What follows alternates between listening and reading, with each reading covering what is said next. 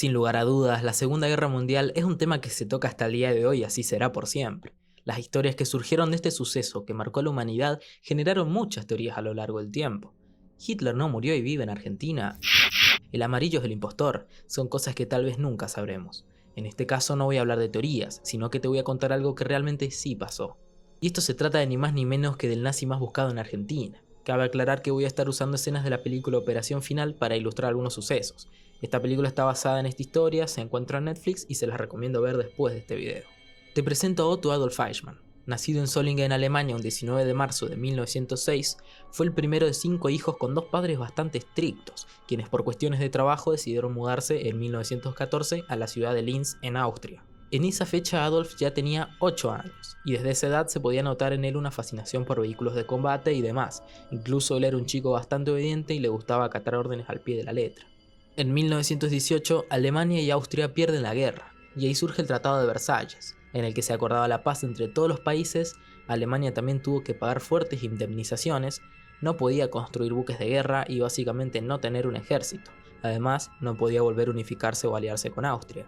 Esto obviamente generó una humillación para este país y una gran tristeza para el pequeño Adolf Eichmann. Eichmann ingresó al mismo instituto en el que Hitler había estudiado 17 años atrás, e incluso compartieron al mismo profesor de historia, quien ya les implantaba ideas medias raras, así que imagínense por dónde viene la mano.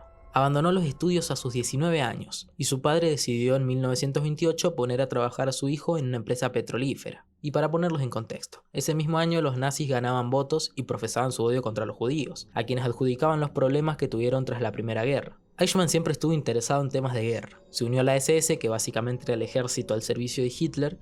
En esta le hacían bullying diciéndole pequeño judío debido a su aspecto. Tal vez este sea uno de los factores que lo llevó a intentar diferenciarse de ellos.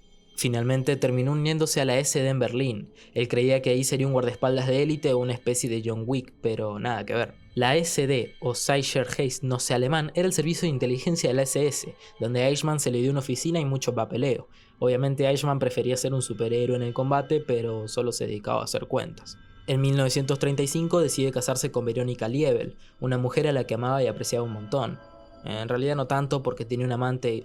qué casualidad. Si estabas casado era más fácil ascender de rango en la SS. Quédense con lo del amante, que luego va a jugar un papel importante. Un dato curioso es que su mujer tuvo que pasar distintas pruebas para comprobar que era de sangre totalmente aria, no tenía ningún defecto genético e incluso el mismísimo Hitler debía analizar las fotografías de la novia. Su matrimonio fue aprobado, compraron una casa a las afueras de Berlín y tuvieron 3 hijos. El 11 de marzo de 1938, los nazis en Austria invitaron a Hitler a unificar los dos países, algo que como dije antes estaba prohibido tras la Primera Guerra Mundial.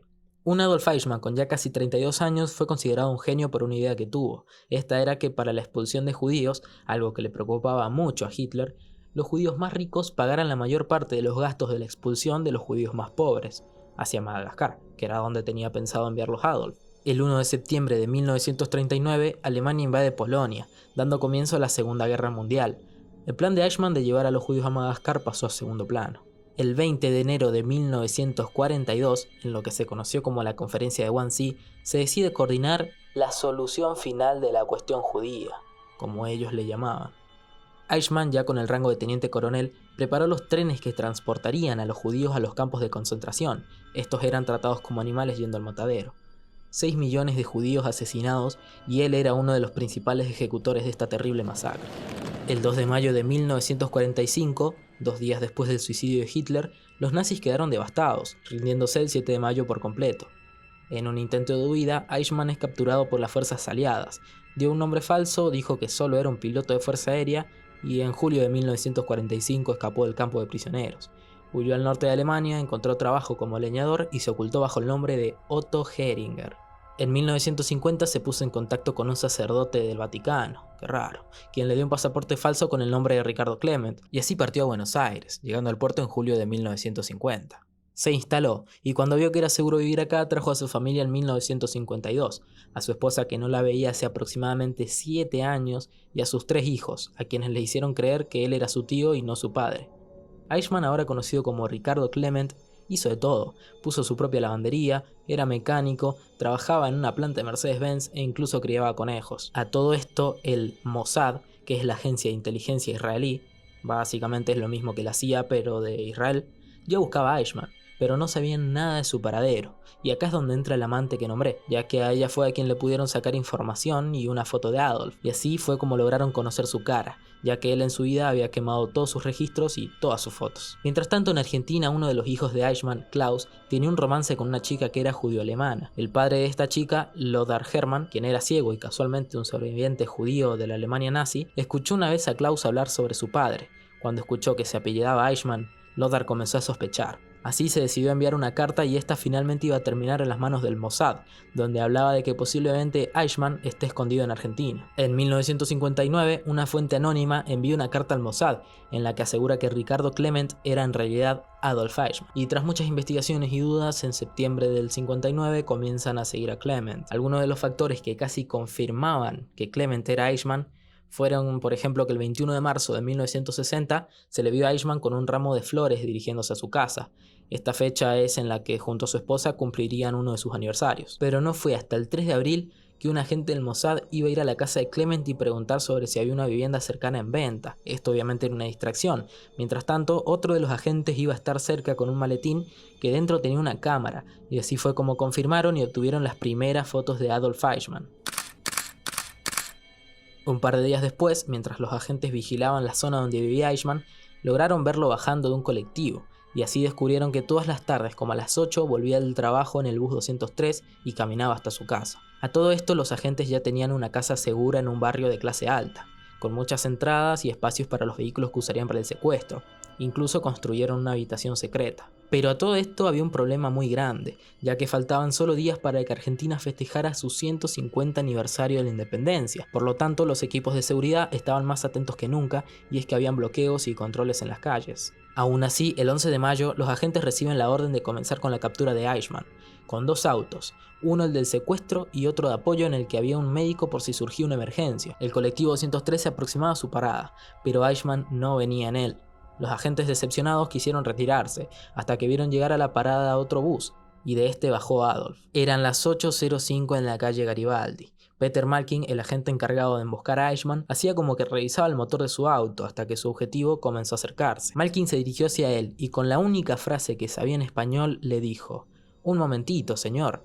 Eichmann intentó retroceder y Malkin se lanzó hacia él, cayendo los dos en una zanja. Eichmann comenzó a gritar. Malkin tapó su boca, pero no sin antes haberse puesto guantes, ya que sostenía que no iba a taparle la boca con sus manos a quien dio la orden para asesinar a su hermana, a sus sobrinos y a tanta gente. A las 9 ya estaba en la casa segura. Es vigilado día y noche, lo afeitan y alimentan. Está vendado y atado a su cama en una habitación secreta. El 21 de mayo llega un avión con líderes de Israel, que venían a festejar el Día de la Independencia, pero en realidad era el transporte para llevar a Eichmann y juzgarlo. En la casa segura sedan a Eichmann, quien antes tuvo que firmar un papel donde afirmaba que iba a Israel por su cuenta. Esto costó, pero se logró. Lo vistieron como un tripulante más del avión y le dieron un pasaporte falso haciéndolo pasar por israelí. Lo llevaron en auto al aeropuerto, en la entrada lo dejan pasar y suben todos al avión. Demasiado Fernet. Lograron escapar de Argentina, el sueño de todos. El 11 de abril de 1961 comienza el juicio en Israel contra Eichmann. Más de 100 supervivientes relatan su historia frente a Eichmann, quien se encuentra en una cabina blindada para evitar atentados. Incluso uno de los supervivientes colapsó contando su historia. Algo curioso es que este fue el primer juicio en ser emitido por televisión y también la primera pena de muerte en Israel, ya que se le condenó a la horca. El 31 de mayo de 1962, a las 11:58 horas, Adolf Eichmann es ahorcado. Su cadáver es incinerado y sus cenizas fueron llevadas al mar, para que no tenga ningún tipo de monumento y nunca descanse en paz. Sus últimas palabras conocidas fueron: «Dentro de muy poco, caballeros, volveremos a encontrarnos. Tal es el destino de todos los hombres. Larga vida Austria, larga vida Alemania, larga vida Argentina. Nunca los olvidaré». Si el video te gustó o te sirvió la información, agradecería muchísimo tu like, que lo compartas con tus amigos y que te suscribas, ya que se vienen varios videos interesantes y si querés que relate alguna historia, déjamela en los comentarios. Muchas gracias y nos vemos.